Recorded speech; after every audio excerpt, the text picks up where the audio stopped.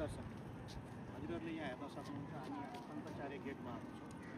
यहाँको अहिले स्थिति र अहिलेको माहौल चाहिँ हजुरको धेरै नै खाली स्थितिमा छ। यो स्थिति भनेको हजुरको बिहारको विधानसभाको चुनावले गर्दाखेरि जसले गर्दाखेरि अहिले जति पनि हजुरहरूले यो यात्रुहरू हेर्दै हुनुहुन्छ, मानिस हेर्दै हुनुहुन्छ, उहाँहरू सबै इन्डियातिर फर्किँदै हुनुहुन्छ। अहिले यो हजुरको पुरै भरिभराउ हुने ठाउँ यो हजुरको इन्डिया र रक्सोलको इन्डिया र वीरगन्जको नाका जुन कि आज खाली छ। सबै यात्रुहरू यहाँबाट पैदल जाँदैछन्।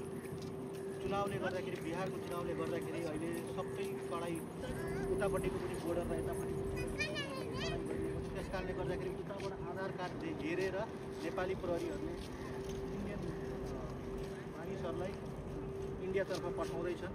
यो सबै चुनावको माहौलले गर्दाखेरि अहिले यो स्थिति उत्पन्न भएको छ। पुरै बोर्डर हजुरको खाली छ, नाका खाली छ। हजुरहरूले हेर्न सक्नुहुन्छ सब यात्रुहरू यता इन्डियातर्फ जाँदैछन् र हजुरको इन्डियाबाट नेपाल आउने यात्रु धेरै थोरै मात्रामा छन्, किन उहाँहरूलाई पहिलेदेखि नै थाहा थियो यस्तो स्थिति हुन्छ भनेर।